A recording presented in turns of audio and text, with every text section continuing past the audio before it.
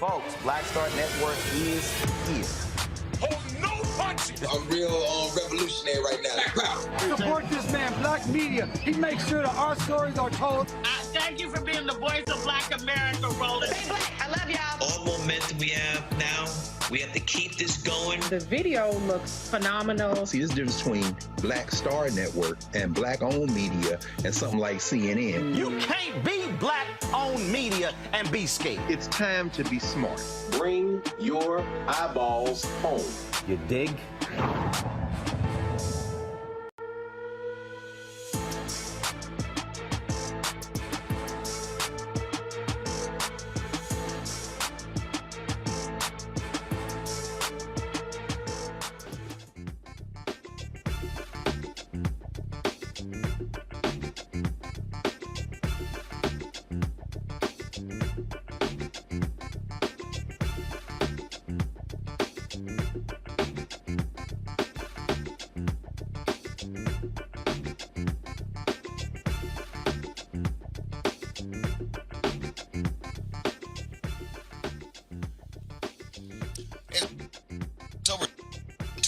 Roland Martin Unfiltered, broadcasting live from Swainsboro, Georgia, where we will be talking about the U.S. Senate race taking place here in this state, plus the gubernatorial race and other discussions about politics. Coming up on the network, folks, President Joe Biden issues pardons to all marijuana possessions. We'll talk with Congressman Troy Carter of New Orleans, and also a cannabis advocate, to talk about, does this put the United States on the path to decriminalizing marijuana on the federal level?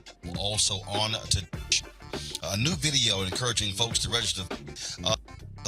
Talking on social media, some folks say it is demeaning to black voters. We'll explain, but that is all. Also, two cases involving men who have been murdered by police while suffering a mental crisis in New York. A family received millions of dollars for their loved one, and a Michigan was 40 3 seconds on Sunday. We'll tell you about the details of plus felony charges are in the Flint, Michigan water crisis, and also in Mississippi. They're dealing with a water crisis. They're dealing with a traffic crisis. The company that handles traffic in the city says in 2 days they will start picking up trash. There in folks, is bring the funk. I'm Roland Martin Unfiltered on the network. Let's go. He's got it. Whatever the miss, he's on it. Whatever it is, he's got the scoop, the fact, the find. And when it breaks, he's right on time and it's rolling. Best believe he's knowing. Putting it down from sports to news to politics. With entertainment just for kicks, he's rolling. It's on go, roll, roll, y'all. It's Roland Martin, yeah. Rolling with Roland now. He's funky, he's fresh, he's real, the best, you know he's Roland Martin.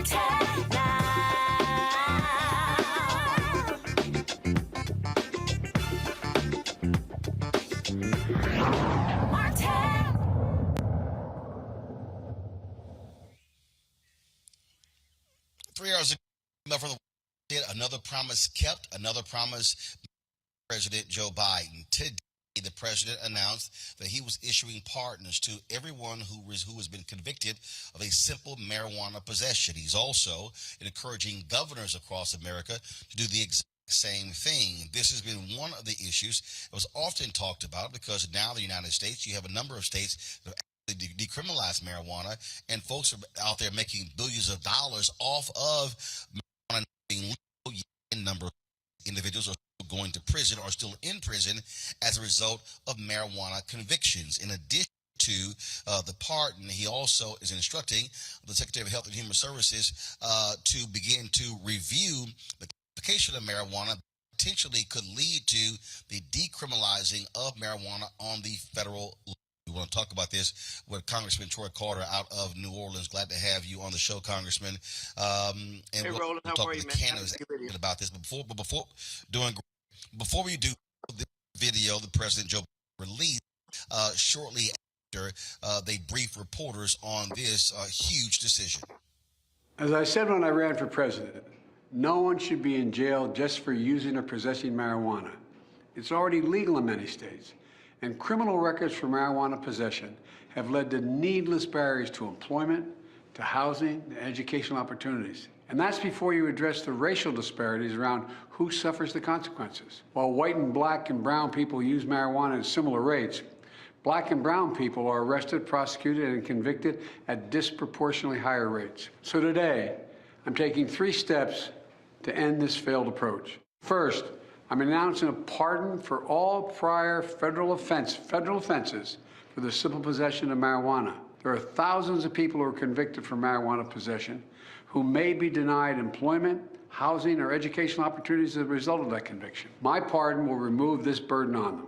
Second, I'm calling on all governors to do the same for state marijuana possession offenses. Third, the federal government currently classifies marijuana as a Schedule I substance, the same as heroin and LSD, and more serious than fentanyl. It makes no sense. So I'm asking the Secretary of Health and Human Services and the Attorney General to initiate a process to review how marijuana is scheduled under federal law. Even as federal and local regulations of marijuana change, important limitations on trafficking, marketing, and underage sales should stay in place. Too many lives have been upended because of our failed approach to marijuana. It's time that we right these wrongs. Congressman Troy Carter, a lot of folks have been talking about this in the last 3 hours since the president made the decision. How significant is this issuing pardons for everyone who has been convicted of simple marijuana possession? Roland, it's huge.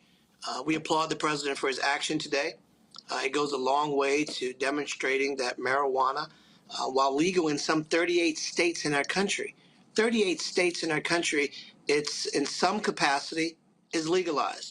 Yet we have thousands of Americans who are saddled with blemishes on their record because of use or possession of marijuana. We know that prosecutions have been disproportionately executed, that communities of black and brown and yellow have been in the eye of the cone of the storm, if you will. This action will give people in America an opportunity to have that removed, to move forward with their lives. Remember, these are nonviolent. These are not violent actors. These are people that had possession or use of small amounts of marijuana.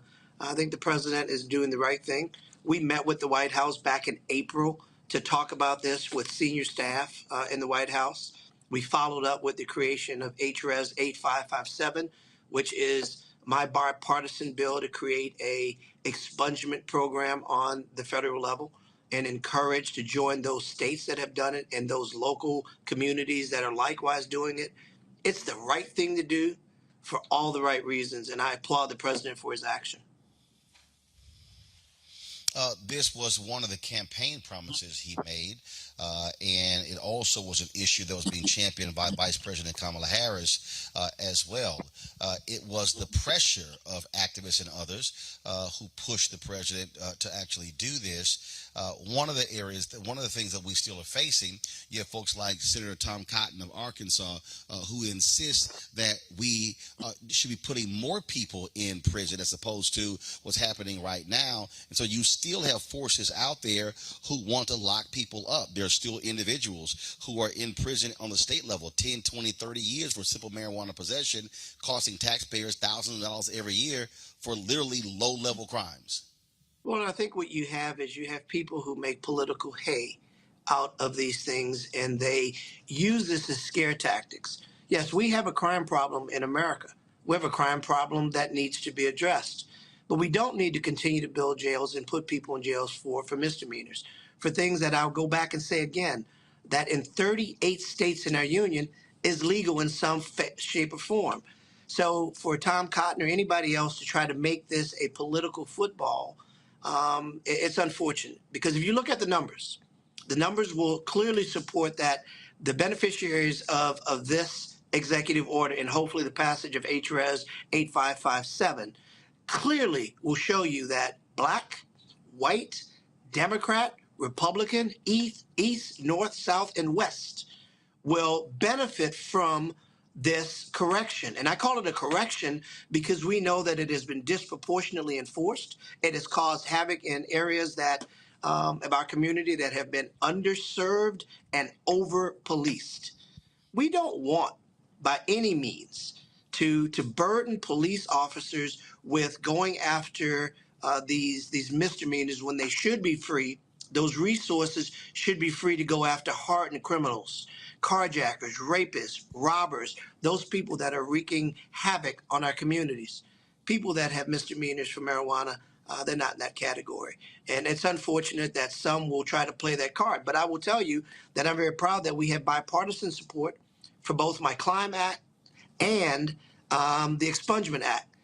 My partner in Congress, Representative Rodney Davis, who's a Republican, has joined me as the co-sponsor on the Expungement Act. We're hopeful that we will have a very large group of Republicans and Democrats to join with us as co-authors to send this to the Senate and hopefully to the president for his signature, because the executive order, while very important and it's a huge step, an executive order can be reversed with the next president. We want to make sure that we memorialize this in law. The reality is here, by issuing the pardons, can't be reversed by if the next president is not Democratic. That can't be reversed, but certainly the pardon other can't aspects of the executive order. Yeah. Absolutely. Congressman Troy Carter, New Orleans. The pardon. Once you've gotten a pardon, you have the pardon. The problem that you have, there may be others out there that are similarly situated. We want to make sure that it's memorialized in law, because that gives us the teeth to make sure that it does not become a political football. Often these things become political footballs, and they become good fodder for the political talking heads, or for people who are trying to push one end of the earth to the other end of the earth. And people should not be caught up in the politics de jour. Absolutely. Congressman Troy Carter, we appreciate it. Thanks a lot. Thank you, brother. Always good to be with you. Thank you, Roland. Thank you. All right, folks, to put us in context, there are 37 states in the District of Columbia that have legalized medical marijuana. 19 states have legal adult use of marijuana. Missouri, Arkansas, North and South Dakota, and Maryland, they're going to be voting on recreational cannabis legalization on the ballot in November. Joining us right now, Dr. Shonda Messias, founder of the National Holistic Healing Center. And so, Doc, glad to have you here. What do you make of this decision by the president? This is obviously a significant one when you talk about how marijuana has become a major issue on the state and the local level in the past decade. Roland, this is such a victory for us today. This is such a civil rights movement as well as a healthcare movement now. You know, we haven't had the opportunity to really embark in what we think is social equity, an opportunity to be a part of the cannabis industry because we're Black and brown. But this is the first time that the federal government has recognized the need to acknowledge us and all the different things that we have to bring forward. First of all, our freedom, the freedom to use medicine that helps our healthcare day to day. No one should be incarcerated for marijuana possession. And so today is a day to be celebrated. And also to, again, acknowledge the Congressman Troy Carter's ability to foresee this months ago and said, well, hey, if we're going to have any type of freedom, we need our records clean. The next step is the expungement piece, where we can actually have these pardons removed from our records so that we can have gainful employment, so we can get grants in education, and also have housing that's equitable for all of us. On that particular point there, I mean, obviously, the president is also encouraging governors to take action. We've seen other states move. We saw what happened in Illinois. You also have had DAs that have made moves. But the reality is there are people who are sitting in state prisons right now who have been there for quite some time for simple marijuana possession. It is so true. And I am so proud of our president today because we need this movement to move forward in a larger way. The federal government will guide our following steps from the state level. So this call of action for the governors to now ensue in pardoning different simple marijuana charges is imperative so that we can now start emptying out our prisons and really evoking freedom for our people. And what about the directive he's given now to HHS and DOJ, putting this on the path to potentially decriminalize marijuana on the federal level? Roland, you know, what's so important is that people in the past have tried to demonize cannabis to be very comparable to heroin or fentanyl or other opioid usage. As we know, cannabis is actually a therapy that can replace opioid usage. So now actually being able to deschedule cannabis and be able to have more research opportunities and to really investigate the fundamental properties of cannabis so patients can start to evoke really true health care is what is needed. And I believe in descheduling, and I believe that we now need the research that is possible to make this medicine accessible to all patients. All right. Doc, we sure appreciate it. Thanks a lot. Thank you. Let's bring in our regular Thursday panel. Erica Savage, founder of the Reframe Brain, Reese Colbert, founder of Black Women Views, Dr. Greg Carr, Department of Afro-American Studies at Howard University. Glad to have all three of you here. Erica, since I'm in your home state of Georgia, I guess I'll start with you. This is a significant decision today by President Biden. It was one of his campaign promises, and it certainly is pleasing to those who've been advocating for this move for quite some time. Absolutely, Roland, and I'm glad, as always, to have you in Georgia. You're definitely a frequent flyer there.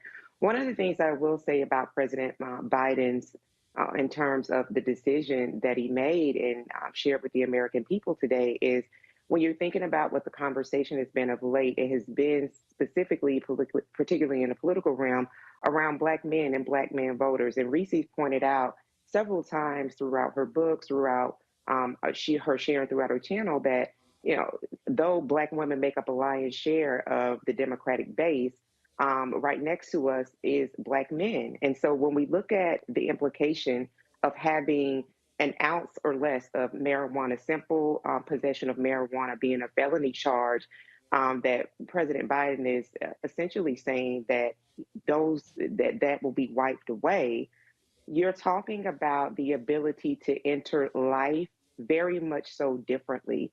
And I think that as we head into the midterms, as we continue to have these conversations about misinformation, disinformation, the actual impact of decisions like this by the Biden administration, have the layered conversations of the ripple effect of what it will not only do for that person, but for the family as well, the doors that will open up behind that. I think it will really help to really seat the conversation and how Black men will be positively impacted by this decision by the Biden-Harris administration. So Definitely in terms of, you talked about, state prisons, when you're thinking about folks who aren't able to vote. This will be a way for them to be able to regain their rights back if they're not able to vote.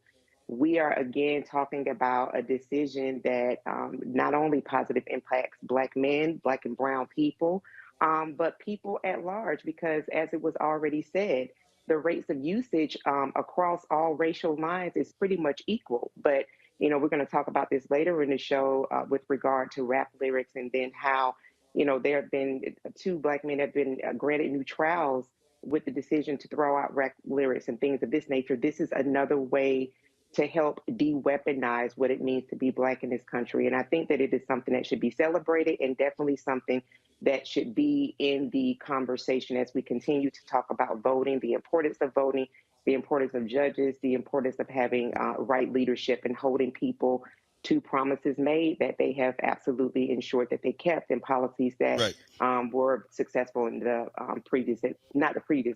the Obama administration, Obama-Biden.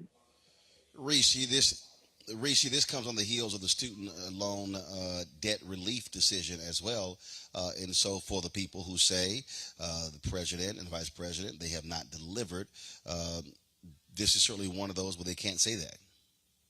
Well, if they're saying that they haven't delivered, then they aren't paying attention. This also comes on the heels of over 168 other drug clemencies that President Biden granted earlier this year, a couple months ago, actually. These were more than simple possession charges for marijuana. These are more serious drug charges. And so to date, President Biden has done a lot more in terms of clemency and pardons than Trump did. And I just want to point out that Trump got unearned credit for criminal justice reform. And that was one of the things that several rappers in particular tried to tout in terms of their support for Trump over Biden.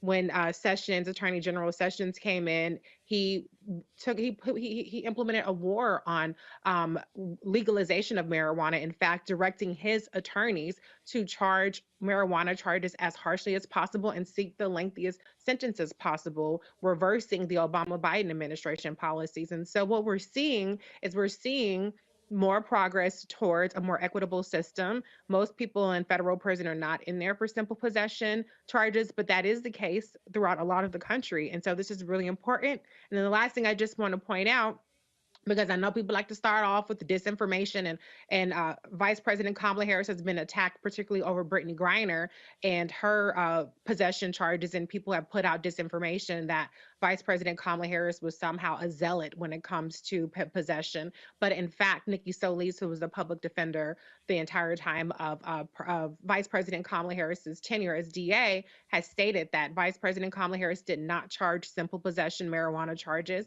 And if there was a simple possession charge, it was actually her being lenient and allowing a person who would have had a sales felony plead down to simple possession. So what's happening with the Biden-Harris administration, is a continuation of the kinds of advocacy, the kinds of leniency, and the kinds of innovation that Vice President Kamala Harris has long championed. As a senator, she had the MORE Act. And so there are a lot of people that deserve credit for pushing President Biden. Obviously, he deserves credit for keeping a campaign promise. But I just want to make sure that people know that Vice President Kamala Harris is right there with him as a governing partner on this decision. Yeah, we think you were always going to do that. So that's no shock there. Greg Carr, this also speaks to Greg. It speaks to the fundamental problems that we've had in this country when it has come to this so-called war on drugs. It's been a war on Black people. It's been a war on poor people. It's been a war on poor white people as well, and so it has been a failure. And it doesn't go back to just the Nixon administration in the early 70s. It goes back even further. And so what you're now seeing folks who are speaking to how dealing with this our drug policy and how we've treated people has been an abysmal failure in terms of just locking folks up, throwing the key away. Yes. I think it depends on how we define failure. Politically, it's been very successful. And as you say, this goes back over a century. You can go back to Prohibition in the 1920s. The idea of using demonization to win political points, score political points, the war on drugs has been very effective for the white nationalists, as they have used that to engender fear. And certainly at the core of your book now, which I've read twice, brother, by the way, excellent work. I mean, this white fear, you've got to have a boogeyman, a boogie woman, boogie people. And, politicians are not our friends. But that having been said, we can make them do what we want. This is a victory today. A bright line has been drawn. And I don't, campaign promises aside and notwithstanding, we can't lose sight of the fact that we're a month away from the midterm elections. And the Biden administration has taken another step to try to draw that bright line so that voters can see the clear choice. You mentioned student loans. For sure, they came out using the executive power, and you've seen the white nationalists now have filed about a half dozen lawsuits. And you've seen the Biden administration begin to adjust the policy pronouncements to kind of shrink the number of people who are going to be eligible for those student loans. The last shrinkage was when it comes to third-party lenders, private lenders holding debt. But that's because the white nationalists are going to try to call back. What especially great, the lawsuit in Wisconsin, where they literally are suggesting that the decision by Biden is specifically to help black borrowers and no one else, which is strange because I've literally seen tweets of a number of white folks with student loans post, "Thank you, President Joe Biden, for me not having have student loan debt." So this notion that somehow that decision only benefits black people, it's not. Even the judge is also, it shows you again, in terms of when something happens, this whole notion that somehow it's only benefiting black people. Just look at the numbers. If you're 13% African Americans in this country, there's no way a policy like that is just for black people. That's just illogical. No question. But I think you've struck, Roland, at the heart of what's going on here politically. This is, in addition to everything else, a political action. What do we mean by that? Mandela Barnes, perhaps this helps him if you see them attack that way in Wisconsin. Certainly in Indiana, I think it is, where they've threatened to tax the forgiveness of student debt. This draws a bright line. And of course, the Democratic Party has been chasing this fictional this white voter, this white working class voter forever. But what Biden has done today is strike at the heart of federalism. Now, against gerrymandering, and you talked about the Alabama case earlier this week, with gerrymandering, but at the federal level, we know that in the year 2021, only 92 of about 20,000 convictions for simple possession were federal. Now, 6,500 people in the District of Columbia between 1992 and 2021 are quite happy today because they're about to be pardoned. But as Congressman Carter said, Congress will have to act. What is Biden doing? By calling those governors out, what he's doing is trying to frame this at the state level at a way that could be translated into political advantage. Because the poor whites have to understand, do you want your whiteness or your freedom? Do you want your whiteness or your ability to get a loan or go to school or to be able to have your record wiped? And this is something that only Congress can do on a permanent basis, as Congressman Carter said. Right. Finally, when we think about this in that sense, then, a month out from the midterms, Joe Biden has taken another step to up the ante. There is a bright line here. And in that respect, politically, I think this is a master stroke. In that particular point there, I remember watching Samuel Jarecki's documentary on the drug issue in this country and showing how the opioid crisis has been impacting rural whites in Tennessee and Arkansas. And so when we talk about the criminalization of drugs, it is not just African Americans. It's also impacting a lot of these poor whites in Arkansas, Georgia, Tennessee, places like that. And so that's why today's decision is also significant as well. Hold tight 1 second. Got to go to a break. We come back. We're going to talk about this new commercial, this new video that's been put out by an advocacy group that's got a lot of people upset, ticked off, mad. And so we're going to discuss that next. We'll also, of course, we'll talk about Also, first of all, our Black and Missing, which we always focus on.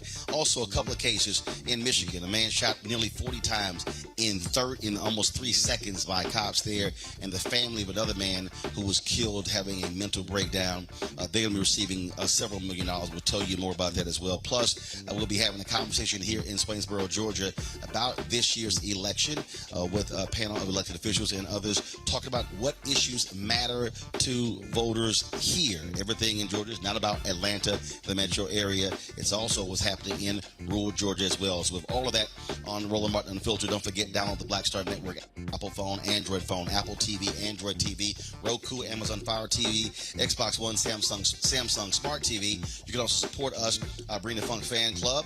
Check and money orders, go to P.O. Box 57196, Washington, D.C. 20037-0196. Cash App is $RM Unfiltered. PayPal is R Martin Unfiltered.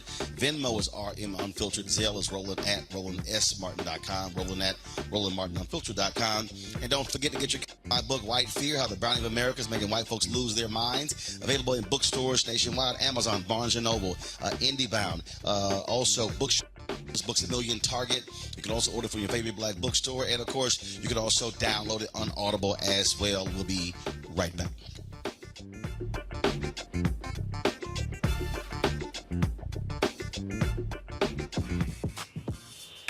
When we invest in ourselves, our glow, our vision, our vibe, we all shine. Together, we are Black beyond measure. It's about us. Everybody out together. We are in sunny South Dallas. The election is coming up. It's super important that folks know who they are voting for, but more importantly, what they are voting for. Y'all, we got the free shirts and free lunch right over here. Freedom is our birthright. No matter what we're up against, we're sending a message in Dallas and Texas and in the country. We won't back down. That's what this bus tour is all about.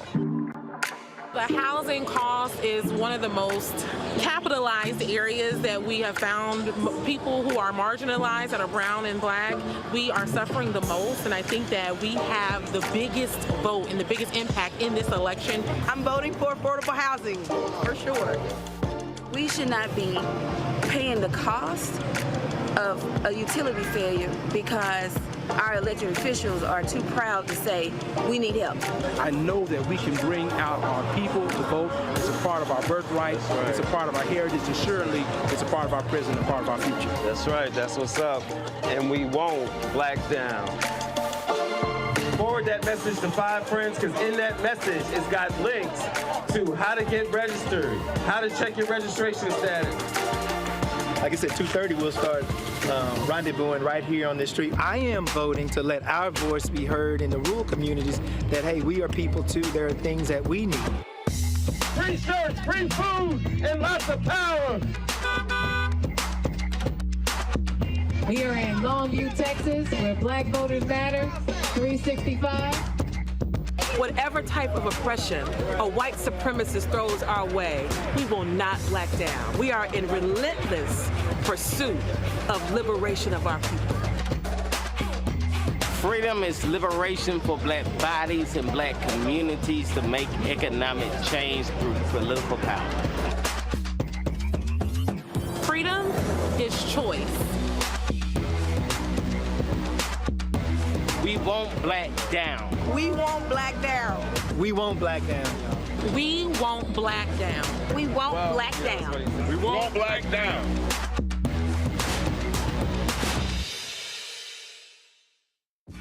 When we invest in ourselves, we're investing in what's next for all of us. Growing, creating, making moves that move us all forward. Together, we are Black beyond measure. Hatred on the streets, a horrific scene, a white nationalist rally that descended into deadly violence. White people are losing their damn minds. As an angry pro-Trump mob storms the U.S. Capitol, we've seen shooting. We're about to see the rise of what I call white minority resistance. We have seen white folks in this country who simply cannot tolerate black folks voting. I think what we're seeing is the inevitable result of violent denial. This is part of American history. Every time that people of color have made progress, whether real or symbolic, there has been what Carol Anderson at Emory University calls white rage as a backlash. This is the rise of the Proud Boys and the Boogaloo Boys. America, there's going to be more of this. Here's all the Proud Boys, guys. This country is getting increasingly racist in its behaviors and its attitudes because of the fear of white people. The fear that they're taking our jobs, they're taking our resources, they're taking our women. This is white fear.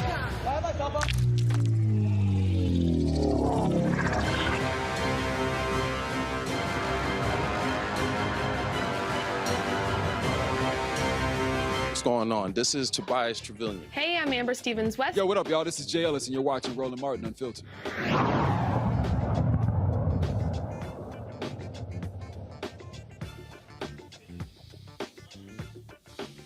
All right, this video dropped the other day on social media, and let's just say, some folks say genius, others say it's awful. Roll it.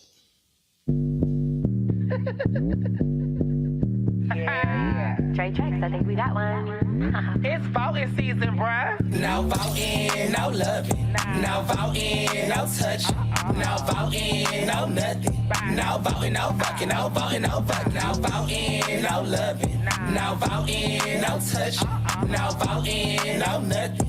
No voting, no fucking. No voting, no fucking. BLK app looking for some action. Swear the homie stop what's happening. Face is a 9, abs is a 10, D is a to be determined. He got mad jokes, he don't seem broke. The only red flag, he said he don't vote. This midterms for all the single cuties. Wanna hit this booty, gotta do your civic duty. No voting, no loving. No voting, no touching. No voting, no nothing. No voting, no fucking. No voting, no fucking. No voting, no loving. No voting, no touching. No voting, no nothing.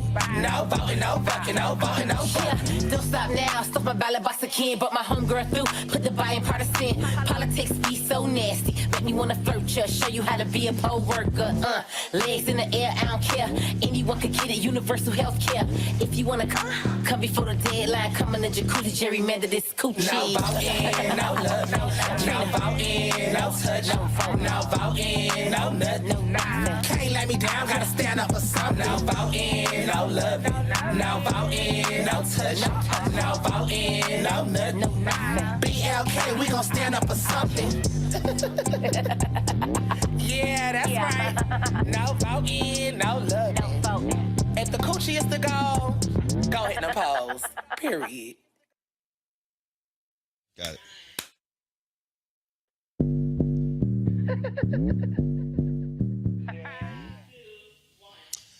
All right, folks, that video is called No Voting, No Vucking, was created in partnership with BLK Dating App and Majority Agency, an Atlanta-based company where Shaquille O'Neal is a founding partner. Now, a lot of people have assumed, because if you go to the end of that video, it takes you to We All Vote, that is the group that founded by Michelle Obama, When We All Vote. And that is not the case. I talked to them today, and they said they provide the back end, or allowing folks to partner with various groups where people can actually click through to check their voting status, and so that's one of the reasons why you see that on there. But the folks at When We All Vote said they had nothing to do with this spot. We're not involved in the creative. Didn't even, they said they don't do those type of videos, and we reached out to BLK's head of brand marketing, Jonathan Kirkland, and the folks at Majority Agency. Neither responded to our request to appear on the show. Greg, I want to start with you. I've seen a lot of black men on social media ticked off at this particular video. I saw people saying this is what the Democratic Party does to reach black voters or black men. Then, of course, I had to explain to a couple of people that, first of all, this wasn't the Democratic Party that did the video. This was actually a dating app that did the video. And then one of those things that often happens when it reminds me of 2020 when a filmmaker partnered with several strippers in Atlanta and put out a video encouraging folks to vote, and folks took offense to that as well, saying this is how the Democratic Party targets African Americans. But that wasn't the party. It wasn't the DNC, DCCC, DSCC. These were individuals. We interviewed that filmmaker, if it was a female filmmaker, on the show as to why they actually did it. And so, but this is the thing that sort of happens when you see these videos and people associated with the party, associated with individuals or groups, not realizing that, frankly, anybody can do whatever video they want to do.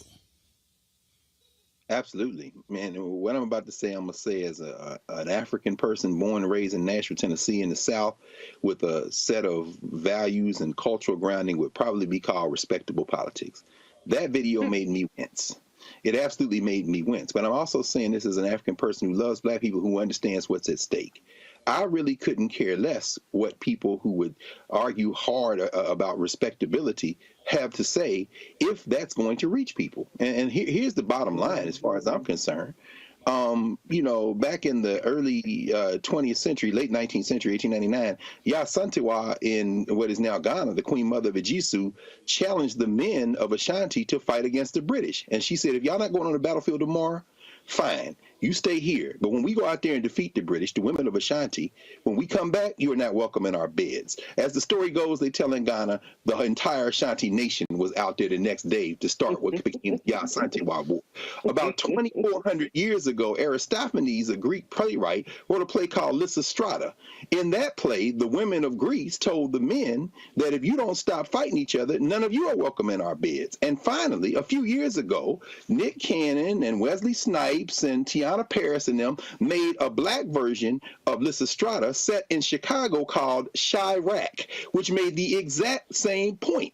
The sisters in this remake of Lysistrata said, if y'all don't stop killing each other in Chicago, ain't none of y'all welcome in our beds. I don't give a damn what happens. If that's going to reach these cats to get them out to vote, let old man like me wince. Play that thing 1,000,000 times, go out there and vote and overwhelm them. That's as far as I'm concerned. I mean, that's all I got on it. The thing that's interesting, a lot of people, Reese, forget what Greg just described. That actually happened also in Liberia, where the women of that country said, all right, this war is going on too long. Y'all keep fighting. Nobody's having sex. The war very quickly. And so, you know, we've seen this actually happen in other countries. And so, but it's interesting, you know, again, a lot of folks who have been attacking the video and saying it's wrong, it's demeaning, that's not how you actually should be reaching Black men. And the is here. When you look at voting, Black women are the #1 voting bloc for Democratic Party. Black men are actually #2. So we were talking about something that's significant here. But the thing I go back to is you can't control what videos that they make. I mean, whatever they make. We're living in a world where there are no gatekeepers. You can actually create something and all of a sudden look up and you have 5, 10 million, 20 million views that have nothing to do. They were never sanctioned by party or a group. And yeah, Reese, go ahead. People need to just get over it. Everything ain't for everybody. Saucy Santana has a base. Trina has a base. I'm a material girl. My Chanel 9 boots, all these things still jacking because they know I'm the truth. Hey, like it's for some of us. If it ain't for you, it ain't for you. That's okay. I was just at Onyx last Wednesday, missed my flight. Okay, but people go to strip clubs. People like Trina. People like Saucy. It ain't for you. That's okay. Everything ain't for me either. John Mellencamp ain't for me. Kurt Cobain ain't for me. Carrie Underwood ain't for me. If it ain't for you, that's okay. Respectability politics is all right. Okay, because I'll tell you what.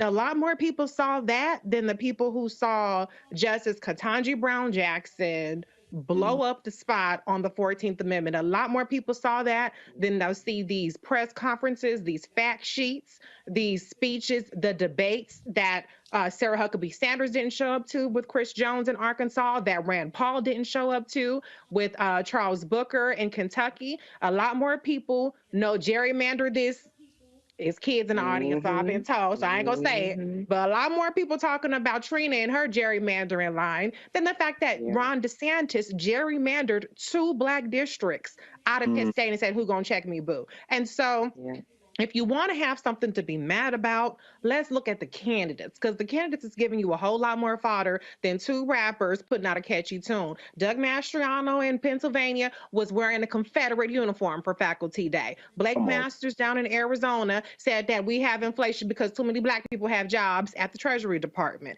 Ron DeSantis put somebody who was photographed in a KKK uniform over a predominantly black county. All right. I can go on down the list. Herschel Walker said, "I apologize to black families because y'all don't have fathers in the home." So if we want to talk about how the parties view black people, let's talk about their politics. Let's talk about their policies. Let's talk about their candidates. If somebody wants to reach people the way that they want to reach people, that's on them. It's not for you, and that's okay. And people always tell black celebrities, you need to use your platforms. And the key to using your platform is using it authentically to you. It's not going to appeal to everybody. I know I ain't for everybody. I'm sure people in the comments dragging me, talking about, I know she would say that. Yes, I would say that because I'm multifaceted. I like to twerk and I like to vote. So this is right up my alley. Period. Period, sis. Let them know, Reese. Kick out of that line right there, Reese. Reese was.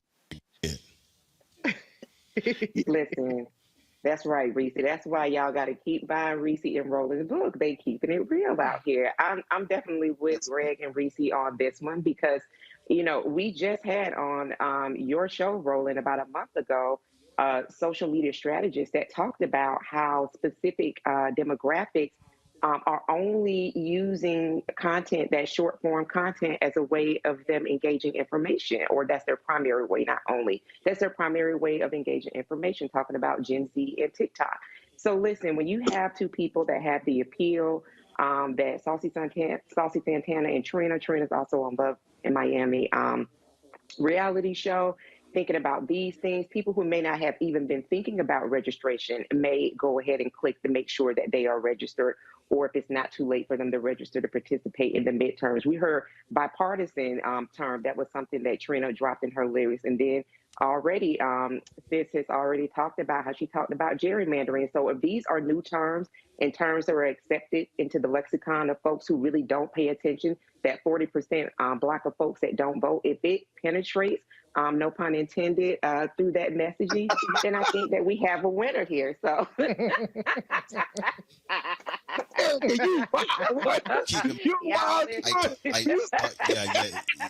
Yeah, Erica. We grown. This is Roland Martin Unfiltered. Y'all talking about these campaigns. Yeah, it didn't go over our heads. I remember all the time. Sherry Beasley, when she ran for Chief Justice of the Supreme Court of North Carolina in 2020, she lost by 400 votes. 400 votes. And so, indeed, every vote doesn't actually. Common was actually in Atlanta today campaigning and canvassing with Stacey Abrams. And so you do have a number of people who are out here and they're doing things in different ways. Go back to it. You can be somebody, but I've several different people who've been saying, "Oh, this is how the party targets folks." It wasn't the party. This was it was a dating app actually put this, and they were also the same people who did the video Vax That Thing Up. And so you might remember that video as well. Got to go to a break. We come back. Our Black and Missing. We'll also talk about the 2 cases, 2 black men who were killed by cops who had a mental breakdown. And then at the top of the hour, we'll begin our conversation here in Swainsboro, Georgia, talking about what are the issues they care about here. What matters. You have, of course, critical election all across the country, the midterm elections, but you have a U.S. Senate race taking place here in Georgia with incumbent Senator Raphael Warnock against Herschel Walker. Then, of course, you have the gubernatorial race, Stacey Abrams running again against incumbent Brian Kemp. Other races up and down the ballot. So we'll be talking about that right here on Roland Martin Unfiltered on the Black Star Network. Y'all ready? Okay. We'll be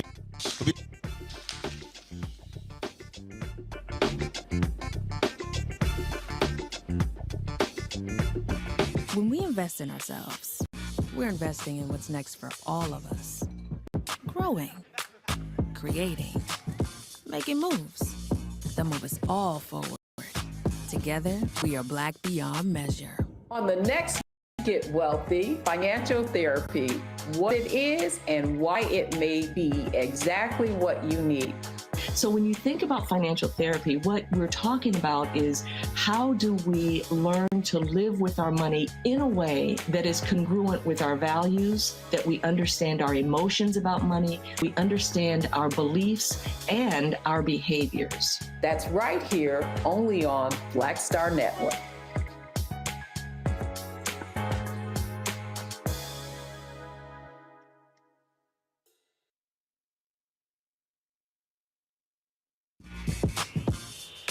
When we invest in ourselves, our glow, our vision, our vibe, we all shine. Together, we are Black beyond measure. It's about us. Everybody all together. We are in sunny South Dallas. The election is coming up. It's super important that folks know who they are voting for, but more importantly, what they are voting for. Y'all, we got the free shirts and free lunch right over here. Freedom is our birthright. No matter what we're up against, we're sending a message in Dallas and Texas and in the country. We won't back down. That's what this bus tour is all about. The housing cost is one of the most capitalized areas that we have found. People who are marginalized, that are brown and black, we are suffering the most, and I think that we have the biggest vote and the biggest impact in this election. I'm voting for affordable housing, for sure. We should not be paying the cost of a utility failure because our elected officials are too proud to say, we need help.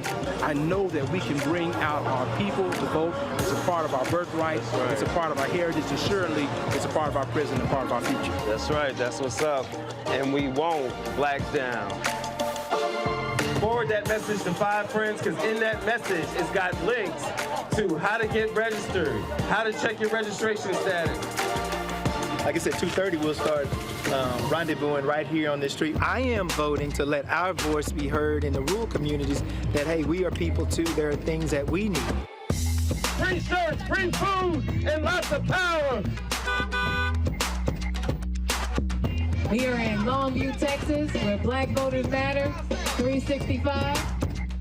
Whatever type of oppression a white supremacist throws our way, we will not black down. We are in relentless pursuit of liberation of our people. Freedom is liberation for black bodies and black communities to make economic change through political power. Freedom is choice. We won't black down. We won't black down. We won't black down. We won't black down. We won't black down. We won't black down. Hi, I'm Gavin Houston. Hey, what's up, y'all? It's your boy Jacob Lattimore, and you're now watching Roland Martin right now.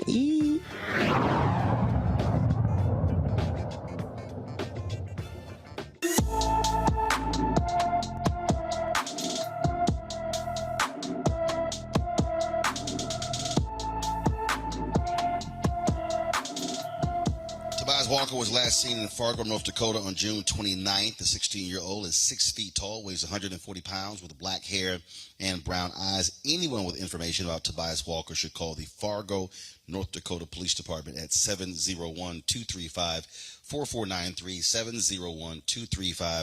701-235-4493.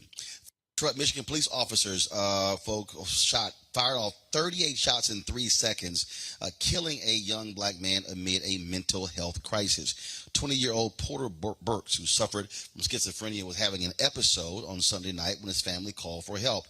The Detroit police released 7 minutes of body cam footage. It shows how a family member is describing the situation to officers.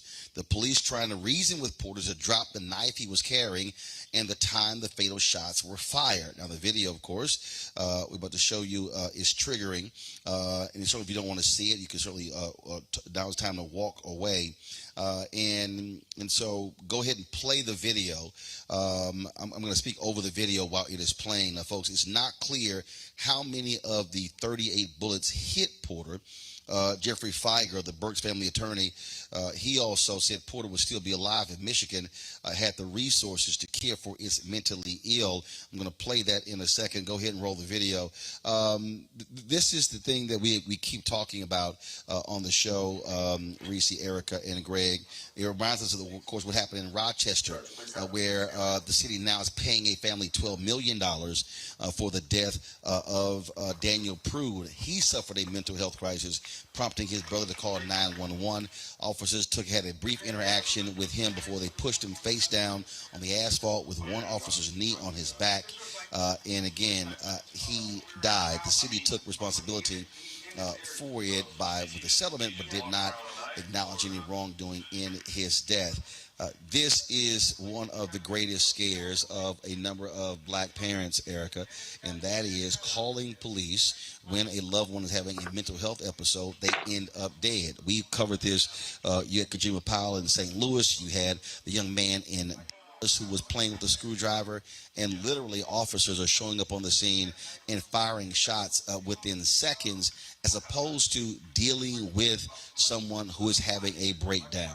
And same thing, of course, the Pamela Turner case in Baytown, Texas, where the trial has started this week, where the officer there shot and killed her when she was having a mental health episode.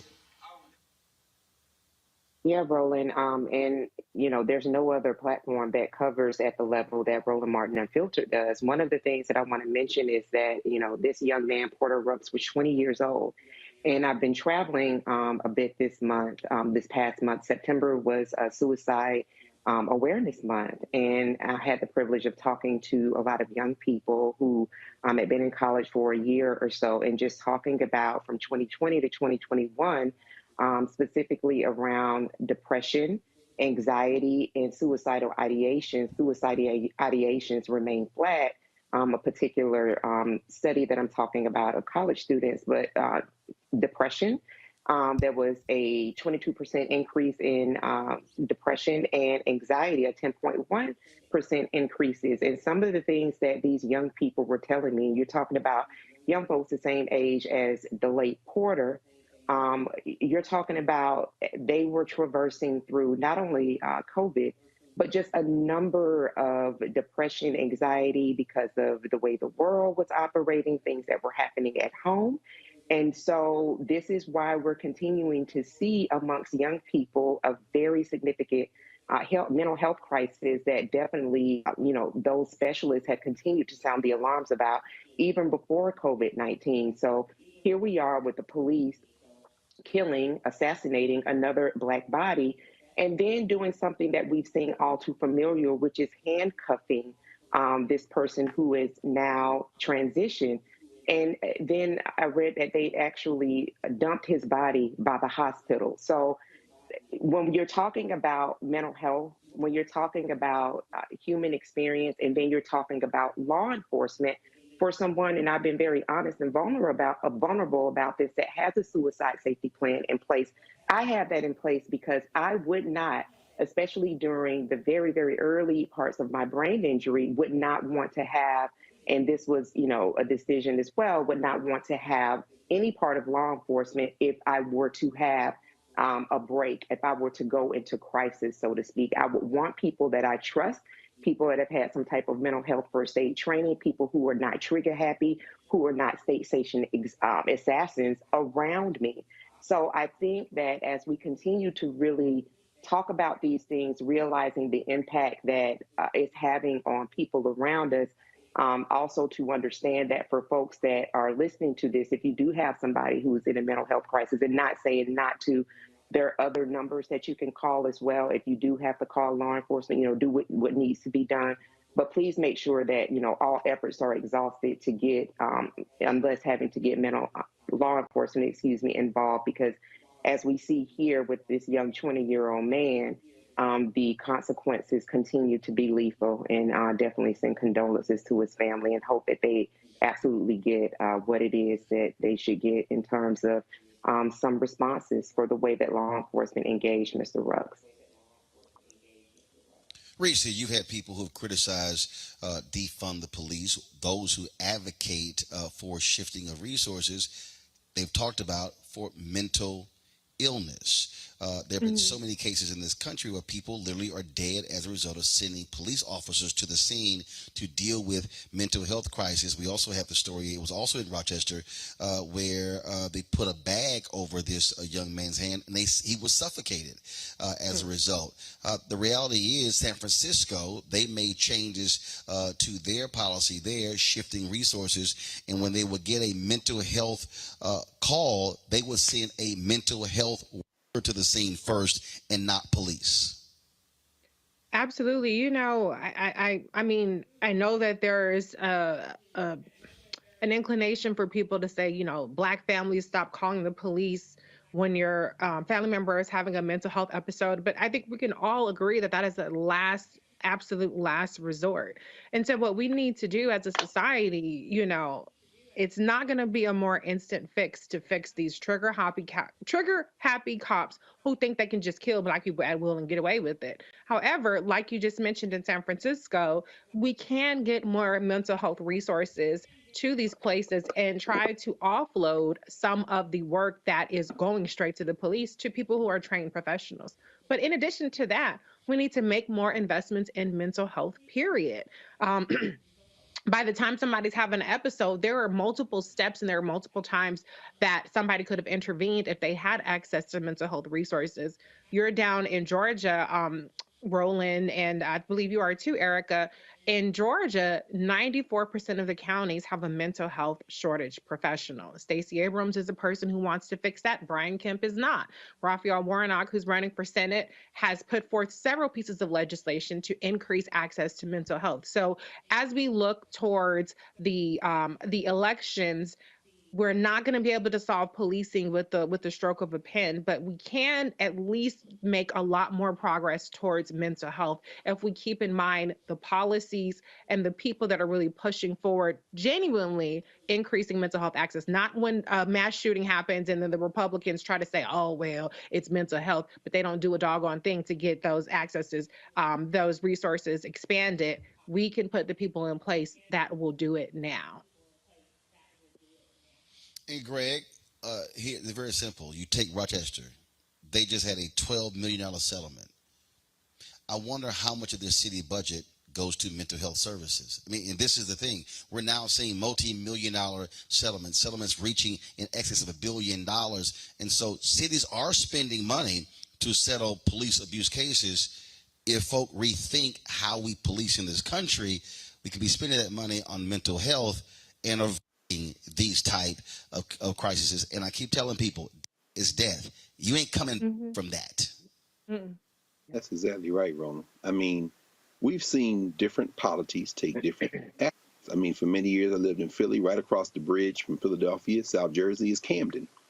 Camden has had terrible challenges because of the collapsing economy of Camden, not because the people are somehow less than human, with crime and those kind of things. Well, a new police chief came in and began to implement a transformational strategy, including neighborhood policing and getting out of the cars and walking around.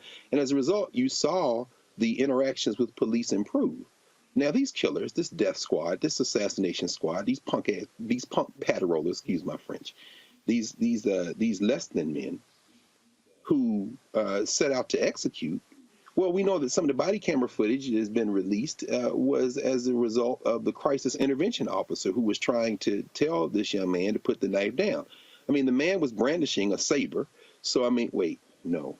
It was a 3.5-inch knife. He'd kill some tires. You know, you can't reform that. So, listen, folks hiring police, stop hiring these punks whose manhood is in the trigger finger on their hands. Too bad this young brother was not Kyle Rittenhouse, who could walk around with an automatic weapon and go out murdering people and the police give him some water. It's very simple. You can't reform policing until you transform policing. This can't be reformed. And you're right, Roland. I mean, ultimately, that $12 million settlement in Rochester is going to come out of the pockets of taxpayers. And this settlement out of Detroit is going to come out of the pockets of taxpayers. That's not going to bring Quiana Wilson, her baby boy, back. I mean, looking at her, how many times have we seen these distraught mothers and fathers with these looks of anguish on their face? It's not going to take them back. What's going to stop this is the police is going to stop killing Black people when we stop them. when we stop. And, you know, if you don't want this to turn out into all you said there. Yeah, go ahead, bro. I'm sorry. Go ahead, bro. You said that when you said transform. You say reform, you said transform. But yes, I just have to keep reminding people again, when someone says they're gone, a check does not cut it. I don't care how much it is. I don't care if the settlement was $50 million. That's right. It's still gone. And again, 20 years old, expectancy, 74 years old. Brother had 50 plus years of life ahead of him, now gone. And so that's what is so sad there. And so hopefully we'll see more mayors and city councils realize they should be investing in mental health services. And that's a staggering number you gave, Reese. 94% of, you said, of the counties here in Georgia, is that what you said? Counties. 94% of the counties have a mental health professional shortage. Yeah, and I was there when that collapse started. That started back in like 06, 07. And it was bad just watching those behavioral health services collapse. All right, folks. We appreciate y'all joining us on the panel. We are going to take a break. We come back. We're going to start our discussion.